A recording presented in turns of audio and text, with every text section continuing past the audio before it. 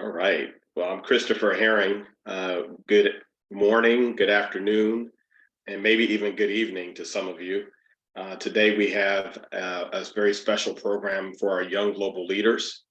And today our topic is going to deal with professionalism, professional development, the behaviors of a very energetic, youthful group of leaders who are now a part of our workforce, millennials.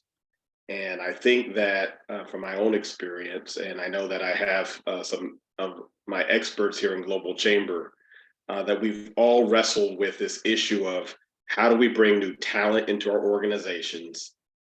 And with that new talent, how do we bring along young people who may not have been exposed to these tremendous opportunities to serve on boards, to be a part of executive leadership decision making, and I'm seeing just a great change. They say that in 2025, that 75% of the workforce will be made up of millennials.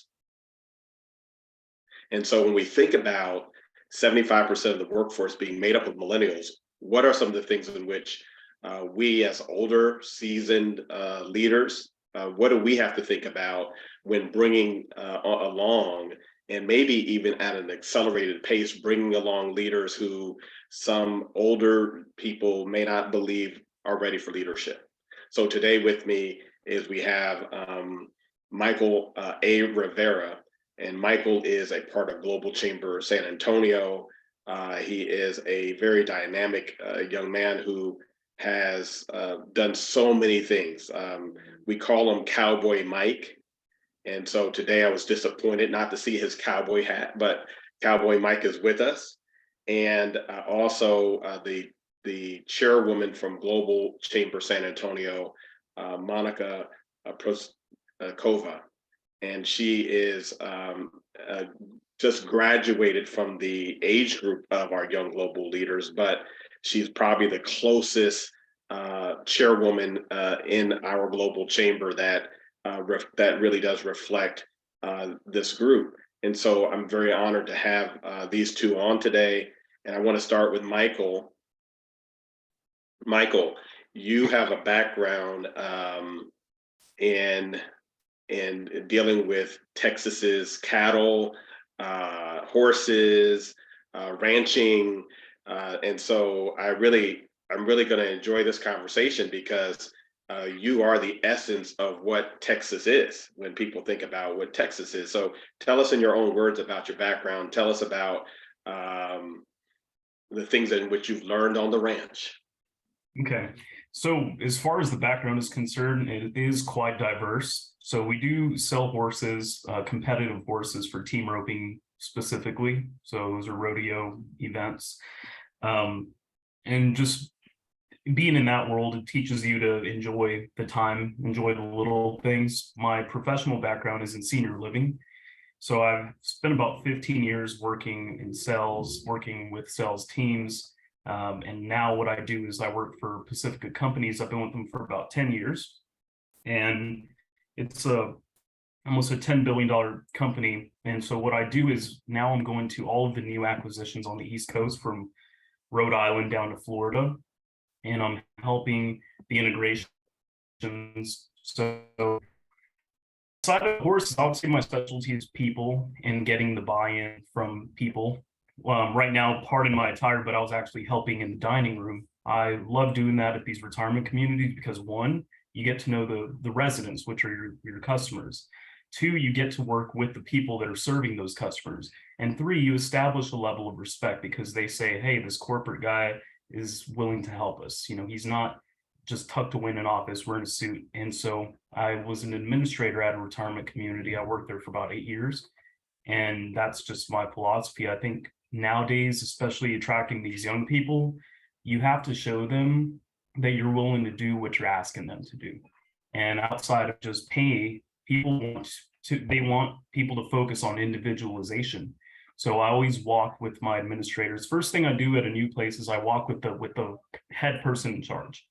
And if I realize that they don't have relationships, if they're not addressing their residents by name, if they're not addressing their employees by name, Well, that's your first area of opportunity. You cannot provide, top customer service if you don't have the buy-in from your people. So nowadays, I think what we have to do is focus on the relationship building part with our teams. I know we all have diverse backgrounds, but one of the important things is, hey, the simple stuff. Remember your people's birthdays. If you know their spouse or their child is going through a hard time, a handwritten note goes a long way. Something simple. One of the things that I love personally is sending a letter to their house, and that could either be for their spouse, their children, say, hey, your mother is an incredible woman. If it wasn't for her, we wouldn't be able to do this, this, and that. That goes a long way, and they'll never forget that. You can do simple stuff, even if somebody's struggling. I've taken people grocery shopping and not told anyone about it, but that one shopping trip, that employee's still with us, and that was 6 years ago. So Michael, so as you're talking, you're giving pointers and tips in which I think seasoned people in this audience have embraced over a lifetime. How old are you, and where did you learn these tips in which you're teaching us? Because I see you in San Antonio's marketplace. I see you doing these acts of kindness. I see you in so many different places where I'm inspired by you. And that's why we've become friends. And again, I was excited just to be able to invite you to be able to tell your story, because, so please tell us your age, just so we can kind of get a good feel for your experience here today. Yeah, so I'm 35. But working with the retirees and the senior citizens, it definitely accelerates your learning process, just because you value what matters, and ultimately it's what we do with our time here. Money, material stuff, that's nothing. I think that our goal here is to make an impact on the people around us, and that comes down to your daily interactions throughout each day. My significant other brought up her birthday just passed this past week, and this was great. I asked her what she wanted to do, so that equaled us handing out 50 care packets to homeless people this weekend. That's what she wanted to do for birthday. So I think it's also like who you surround yourself with is also very important. So that's why I respect and admire you too, Chris and Monica, and a lot of people on here. I don't affiliate with anybody who has malicious intent or doesn't have a high emotional intelligence. So that helps. So we will have some questions that will come from those who are also participating. I want to ask you a question about your peer group. So what is it that young leaders in our companies, those who are entrepreneurs that are trying to establish themselves, what is it that they're really looking for from an older generation that they may not feel is willing to let go? What is it that they need, Michael, that we can help to do better? And what can they do to position themselves to get those opportunities that might be right there at their fingertips? I think there's three things in particular. One, it's going to be that individualization, like I said, taking time to, look people in the eyeballs, like actually nurture a relationship, because people want the reassurance. People want to be recognized. They want to feel that what they're doing matters. That's a very simple one. Secondly, I think it's important to reiterate the trajectory. Sit down, identify, hey, Chris, what do you want to get out of this? Why are you working here? What are you trying to achieve? And then lastly, on that, what are you trying to achieve on the third note? It's like, how do you get them there? Start thinking outside the box. Don't just show up. Maybe give them some books. Going back to the little gifts, gift them a book. Let them know about events. Try and help that development. That way they see that you are truly invested in their development. They're not just an employee. I say those three things would definitely help the younger working class. And the big thing is also flexibility, but that's why I'm working on shifts. People's work ethic has also just changed, so we have to adapt to that. I'm going to go to Gloria Peterson, who had her hand raised for a question, and then we'll come back to Monica, because I want to challenge Monica with the thought of when we bring young global leaders onto our boards, do they have the baseline of expectation to serve on a board, and do they know what that commitment means? But we'll come to Monica next. But Gloria, please ask your question. Okay, my question to Michael is, when you talk about retirement communities, I'm assuming you also are referring to independent living, assisted living, memory care, those types of facilities, correct? Yes, ma'am. Everything from 55 independent living to skilled nursing. Mm-hmm.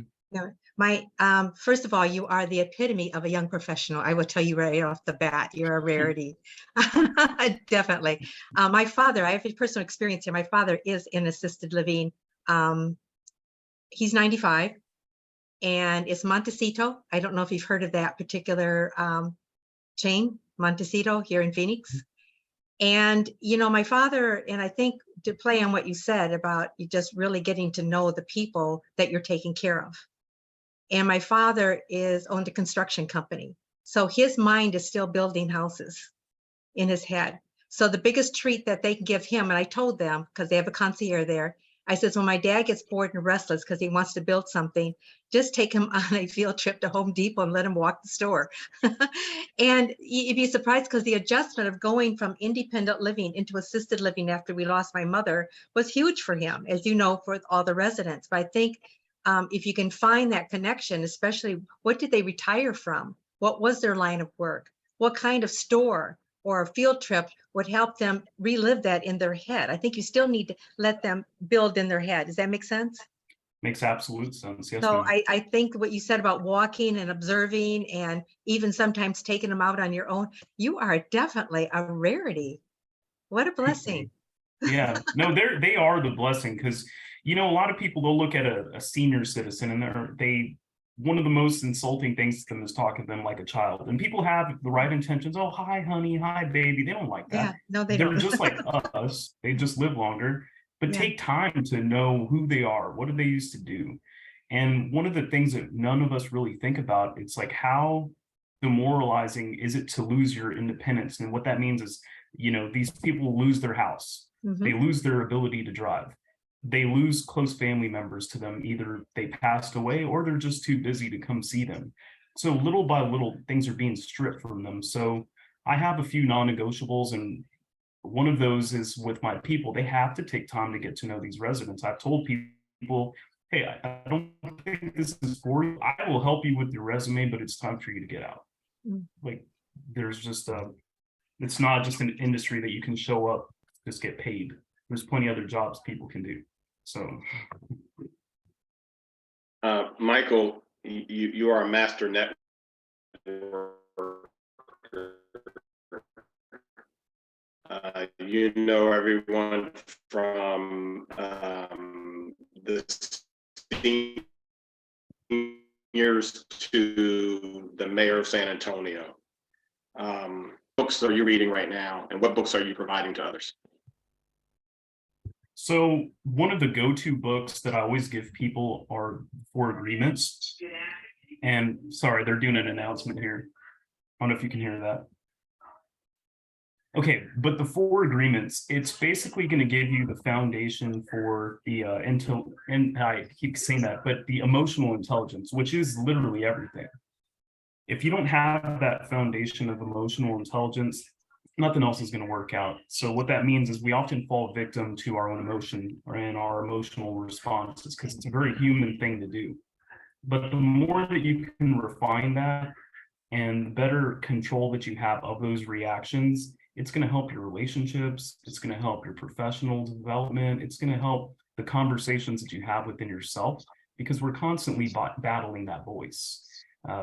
Voices of negativity or of worrying, whatever it is. That's a foundation. From there, I like to recommend Know Your Next 5 Moves by Patrick Bet-David, just because from that point, once you have the foundation, it helps you, okay, what are your goals and what do you need to do to get to those next few goals? And then there's another book called The Power of One War by Ed Midel, and that helps you just continue. He wrote this book based off life lessons that he picked up, but also the influence from his father. And really, it's just like, when you don't feel like doing something, just do it one more time, each time. it's almost like the law of the rule of 2 minutes. So we've all probably tried to lose weight or whatever it might be. All you get, it's daunting to think, oh, I got to go run a mile or 5 miles, whatever. Just go do something for 2 minutes and just keep doing 2 minutes, because 2 minutes, anybody can spare that. It's comparable to that. Yeah. So. Thank you. Monica, are you available? Yes. So Monica, being a board chair to a nonprofit organization, and also working with for-profit organizations and young people who want to be in leadership, what are you finding are some of the challenges of your generation? Thank you, Chris. Thank you, Cesar and Michael, for really, giving us the opportunity to talk about such a great topic. I know we're talking about professionalism today, so my apologies for, not being in a professional setting. I'm just heading to the airport, so I'm sorry about that. But to your question, so for a young leader, so when we start serving with nonprofit boards, usually, what I do say, check with the organization. We all have different passions, and really look into the mission, look into what the board is like, and, ask a lot of questions, ask about who the members are, just to really get a good understanding about the organization, because a nonprofit board, might work differently compared to, a company that you're with. So really get yourself familiar with the organization, with the process, and what the expectations are, from you, from serving. What is, make sure that you can commit to a board, meaning, if is it the time commitment, or what can you bring to the table? Really make sure that you understand what you are getting into and how you can serve before making the commitment. Well, one thing that I'll say is I've found that when I've personally asked younger people to be on boards, that once they get to the board, they grow frustrated because they feel as though the older generation is holding them back or not challenging their very gifts that they have. Michael or Monica, please address that frustration that is maybe there, and then how do we solve that? I mean, what are some solutions that we can glean from you, from your experience? Yeah, so I can jump in. So I think that is a journey. It's not a destination. So we learn,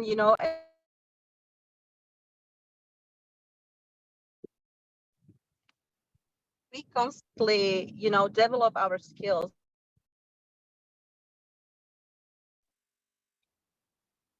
Okay, I'm sorry. So, and just make sure, the board is a team, and we have different skill set, we have different experiences, and we need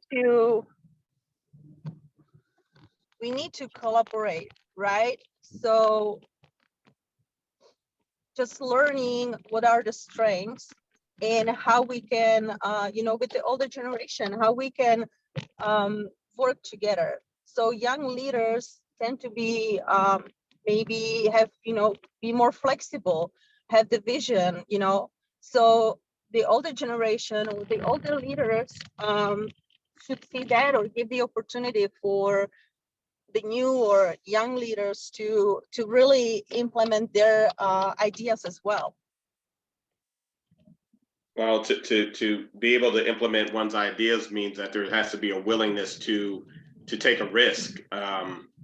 I think that's probably where the negotiations start, because I think that it's a risk. I think that there's a perception that there's a risk.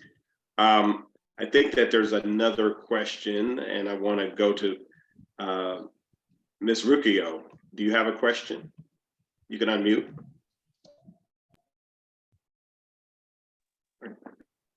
Yes, Thank thank you. Thank you. Sorry about that. Yeah, I was just thinking as Michael and Monica were speaking, and also in the intro that you made, Michael, we often make a lot of assumptions about this cohort, and a lot is written about the millennials. And I do a lot of work looking at these cohorts in my marketing space.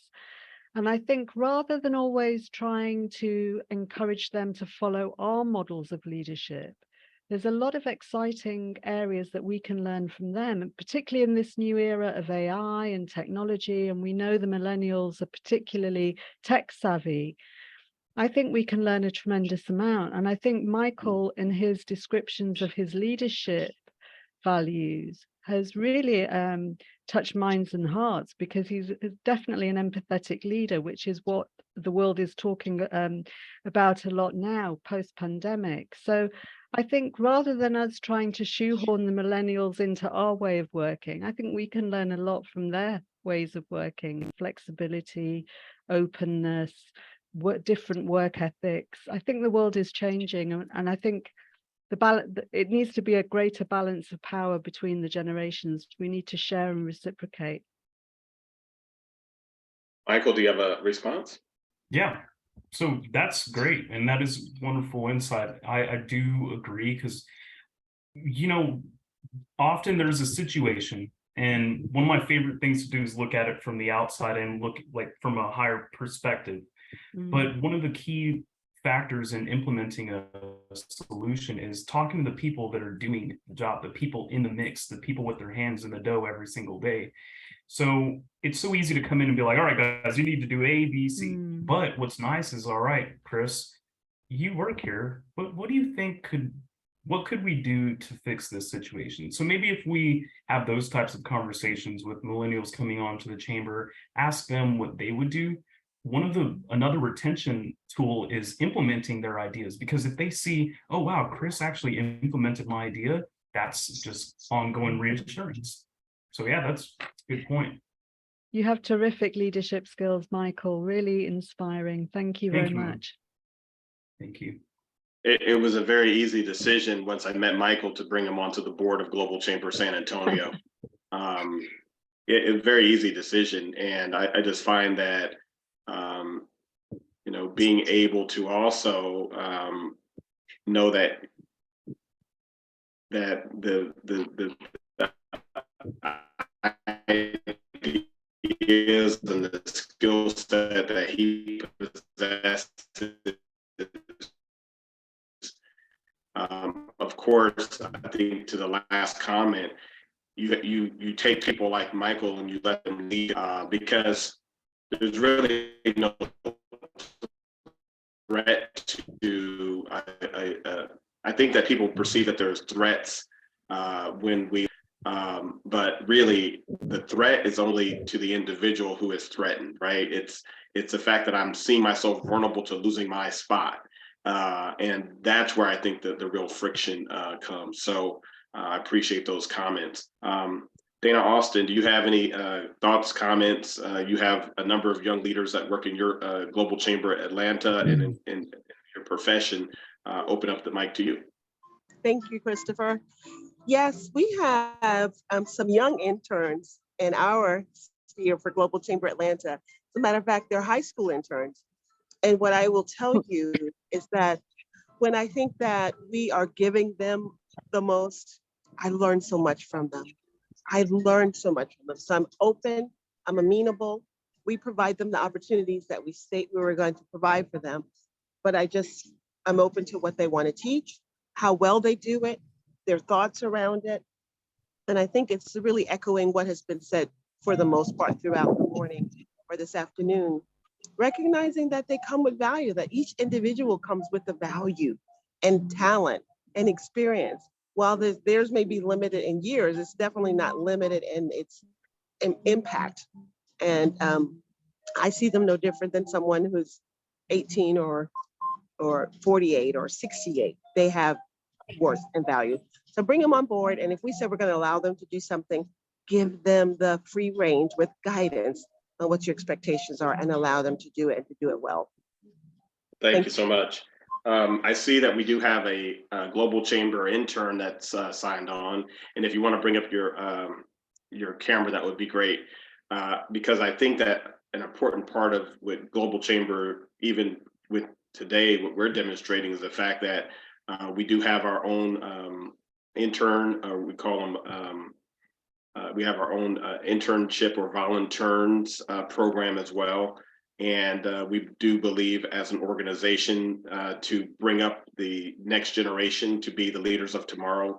And many times these leaders of tomorrow are leaders of today. It just depends on the markets in which we're in. We have some very unique, great leaders across this world that we've been able to tap into.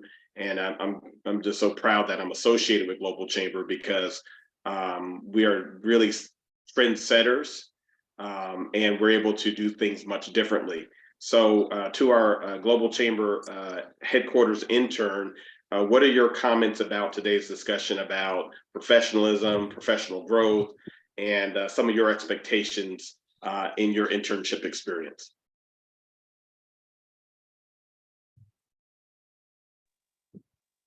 Sorry, I'm on That's train okay. now, so Okay. so I was late, so I joined this meeting after about 12 minutes. So I heard about the how do you think about the younger generation? So I think, yeah, doing my internship in Global Chamber Phoenix, sometimes I found something I can help this big organization as a like using the third-party workspace app application, or something approaching about sorry. Okay, we're with you. Yeah, so yeah, I think it is very important to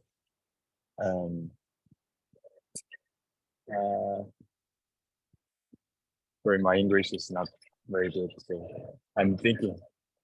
Hey, how old are you? 26. Okay. So as you're in your internship, are you given the type of opportunities that you think would help you to professionally develop? Yes, because I don't want to say like this, but I don't know how to say, like, old generation has their own rules. Like sometimes it seems like very not really reasonable to younger generations. So me and other interns are trying to find some problems of this system of Global Chamber or another old organizations, and it is very interesting for me. Oh, that's good. Well, we thank you for the help that you are providing with Global Chamber. Yes, sir. And we're going to hopefully work with you as you continue through your internship. Monica,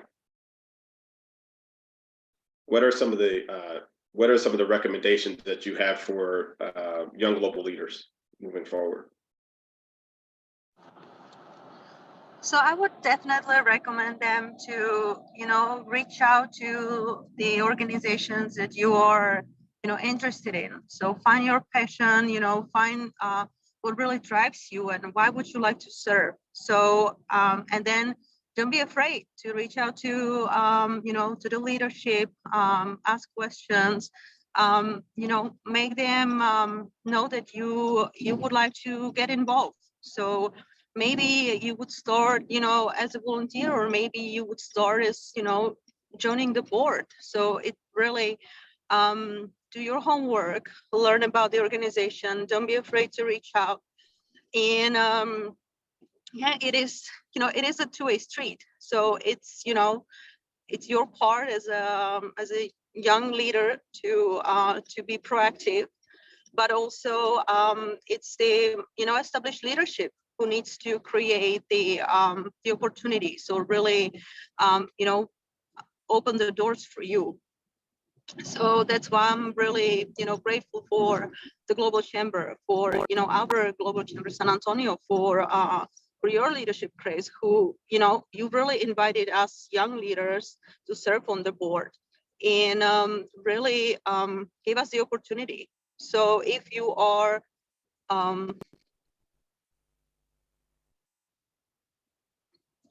leader already, really try to make room at the table for someone and bring someone along.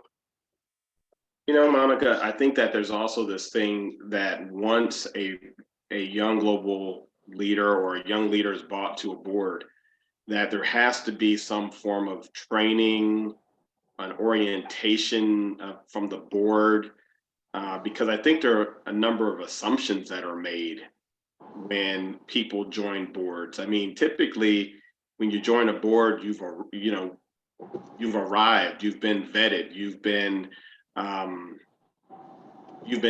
thoroughly looked at. And I think today with the workforce demographic changes, 75% being millennials, which means that those millennials that may be able to serve because they have maybe exceptional leadership in areas, right? Or they have exceptional communications or talents or whatever it may be, that they get this, I would call it a mature opportunity that maybe my generation or maybe Gloria or Doug or whoever, maybe we didn't get that early start to be on a board until we became much seasoned in our careers. So I talk about that gap, either Michael or Monica or both, because I think that's so important just to talk about the differences between your experience and what maybe our experiences were. Yes, so every organization, I had the pleasure to work on several boards and with several different organizations, and they do work differently. So I would really, yes, encourage some, onboarding process to be in place, some training, and, support from the existing board. Good. Michael? So on other boards that I've served on, we had like an introduction session to where, we'd bring somebody on, and we'd take them to like physical events, obviously, but we would also have Zooms like this, just introducing the new members on a regular basis. And yet again, that just recognition keeps them interested. So that's a simple thing that we could do. So like in some jobs, I remember there used to be reports of millennials that would take a job and then they would leave a job. They would take a job, they would leave a job. They would see maybe across the street they were offering 25 cents more, so they would leave the employer that they had for the better position and not say anything. So how do we address communication that may seem a little bit dysfunctional, or it may not necessarily connect in terms of their expectation and maybe the failure of the expectation and that of moving forward? How do we do a better job with creating a better communication on those basic things so that people don't feel like when one young person leaves us, that you're all going to leave us? Because I think that could be a group think that we do get at some point in time. Can you describe that, what I'm feeling right now?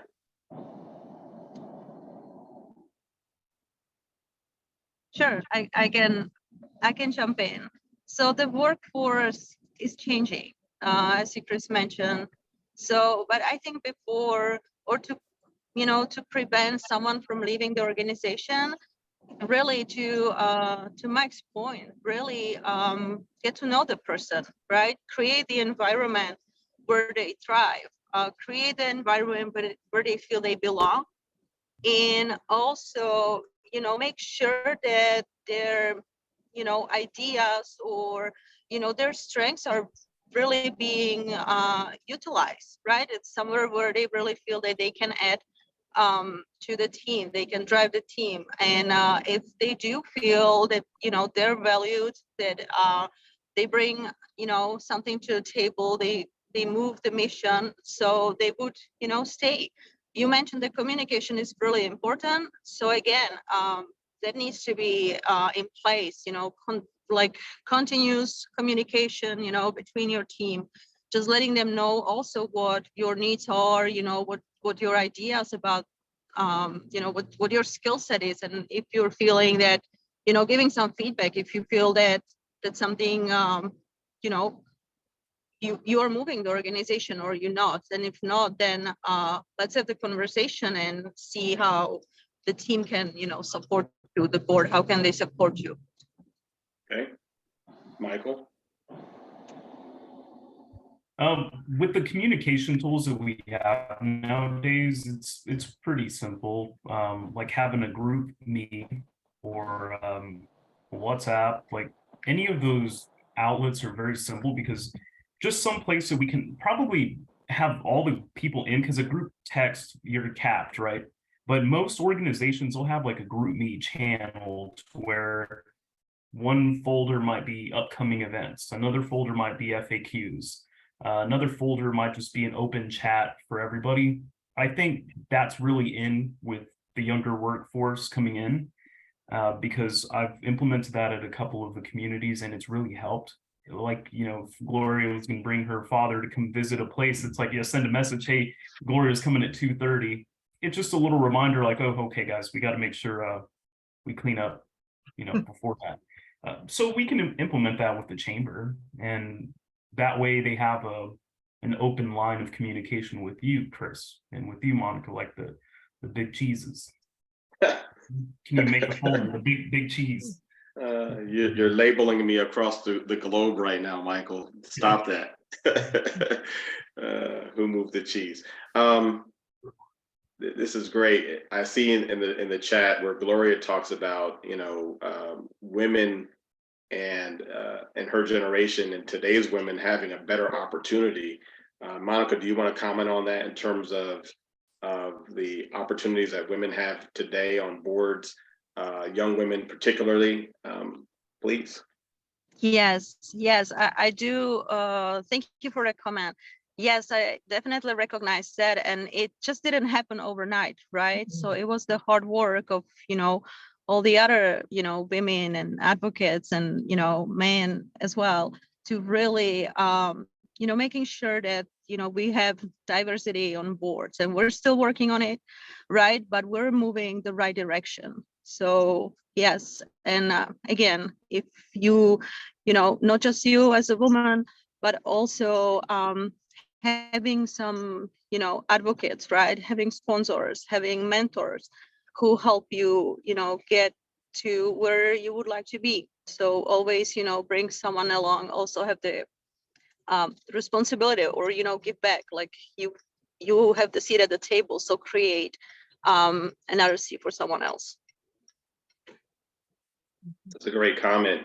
I think always trying to provide the next generation of diversity with an opportunity to be able to succeed is important.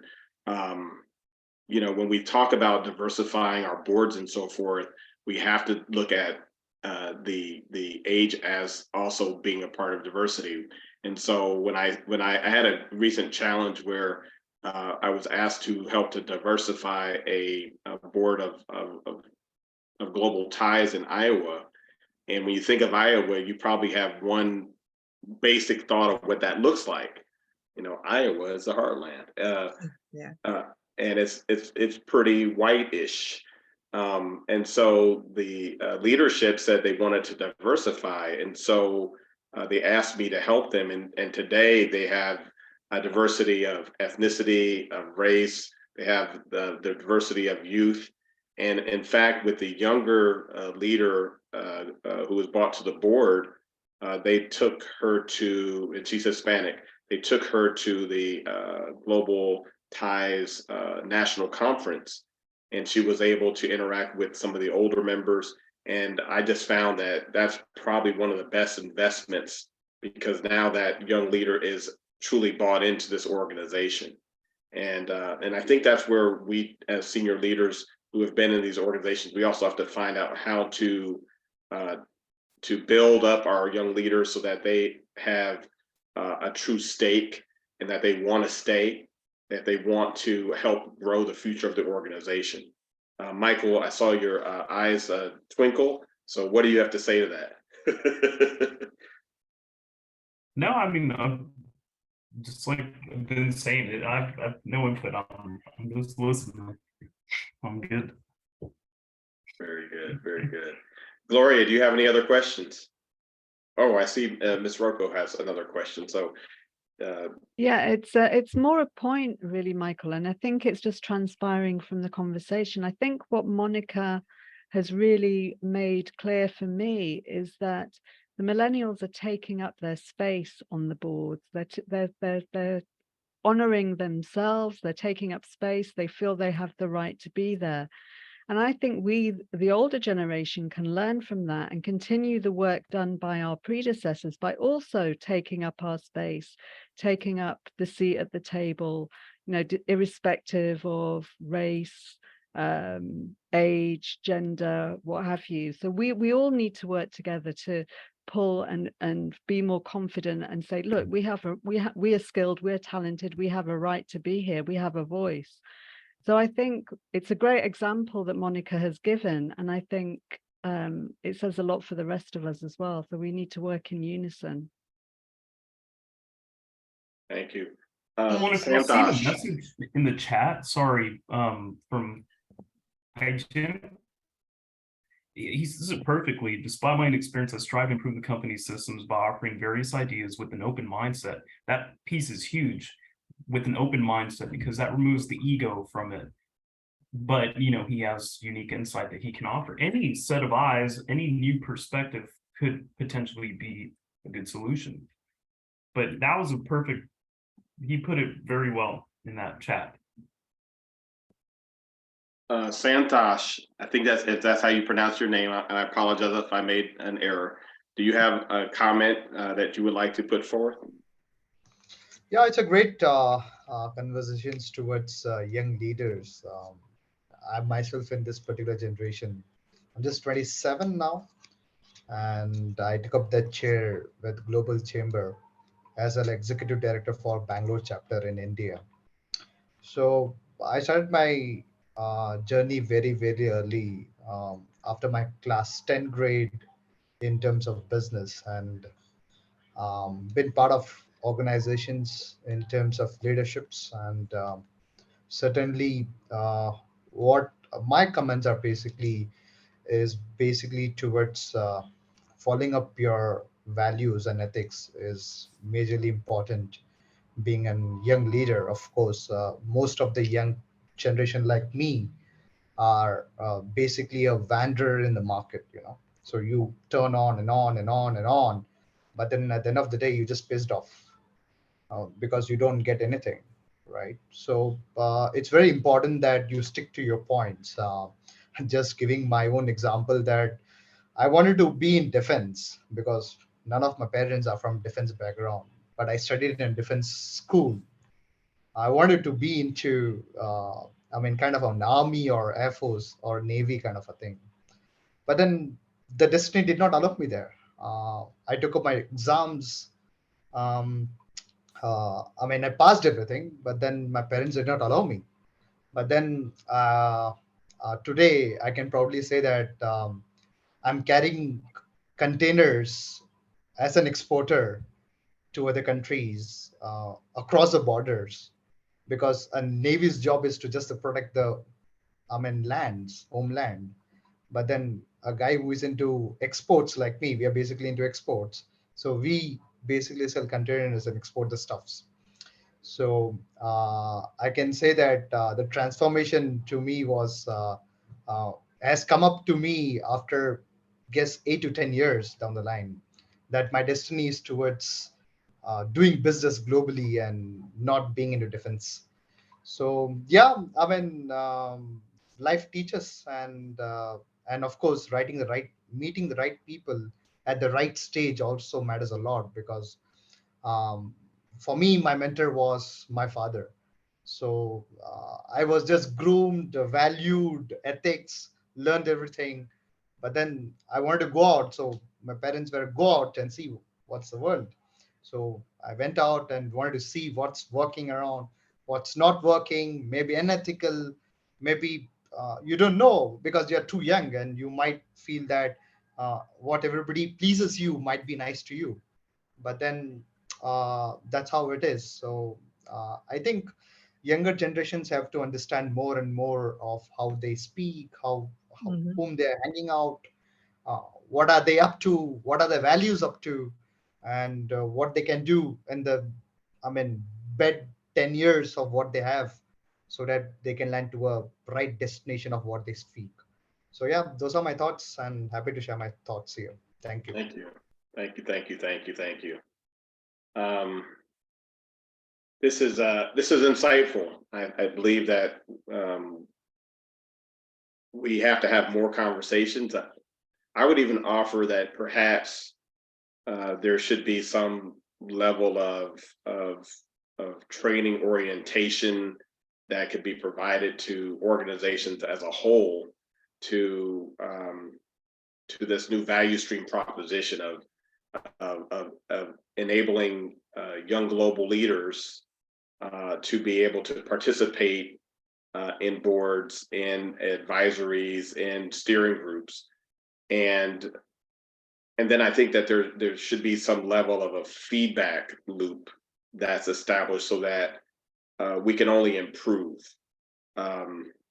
As a retiree from the U.S. Air Force, they tell me that the Air Force of today is totally different than the Air Force I retired from in 2011. And that's because the Air Force in the United States has also increased its diversity. And with the new lines of diversity and the new ways of approaching people, there's no way that I would have the right skill set to know how to operate under today unless you get into some diversity training. You really have to know this generation to be able to effectively lead. And I think we're also agreeing that knowledge is a continuous improvement process, that we need to read, right, Michael? We need to do some things that really ground us to some of our traditions, and develop some new habits that will keep us humble. Because I believe that I've also heard in this conversation that humility is also a key. And I think that's what I've loved about working with Michael, working with Monica in Texas, is that these are leaders who are truly for the people. They're not looking to be pat on the back, but they're looking to contribute in a meaningful way. I'll let you, Monica and Michael, both have a closing statement, and then we'll wrap up today's Globinar. Monica first. Thank you, Chris. So yeah, I mean, again, really thank you, Global Chamber for creating this, initiative, creating this program where we can really get together, share idea, exchange experience, and really learn from one another. So again, I mean, professional development is a journey. So we all are on the journey, and we can learn from one another every single day. So it was really great to be here to have this discussion.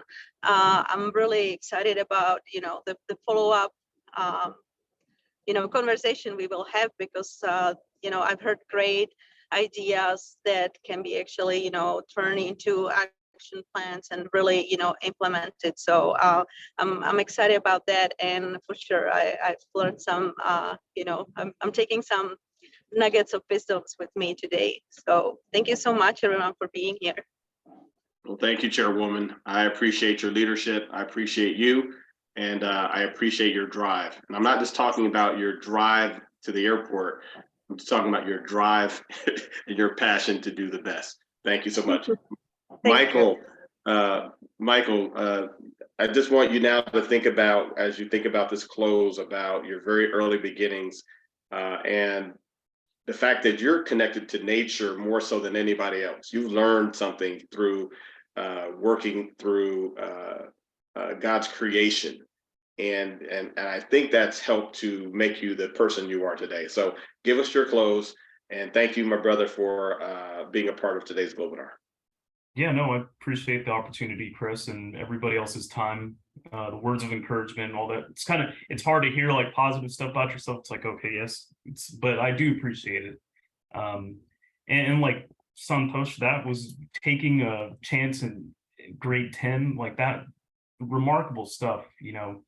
I just learned so much from everybody else. And as long as we stay receptive, and that would probably be my message, stay receptive, whether you're part of the older generation or millennial, it doesn't matter where you are on the spectrum, just as long as you remain receptive, stay collected with your emotional responses, and just aim to inspire.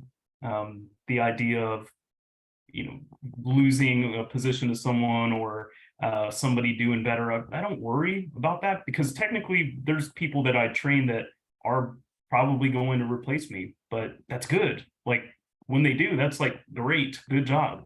So if we focus on developing other leaders, you're ultimately just going to allow more people to contribute to society. So I just say that would be closing statement. Thank you so much.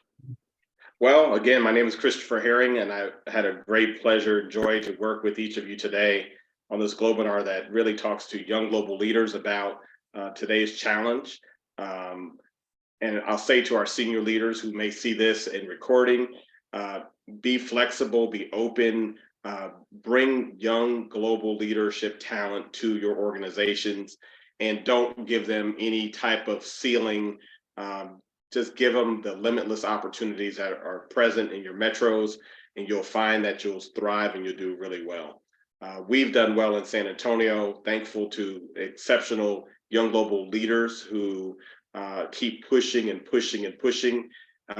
In fact, my chair pushes me so hard that now I really have to be very deliberate before having any type of conversation with her, because she's wanting to see the excellence come out of San Antonio. And I just, I'm really encouraged, because this is what this journey is all about. So thank you everyone for your comments, your contributions today. And I wish each of you the very best until we see each other again on our next Young Global Leaders Globinar. We're signing off. Thank you so much.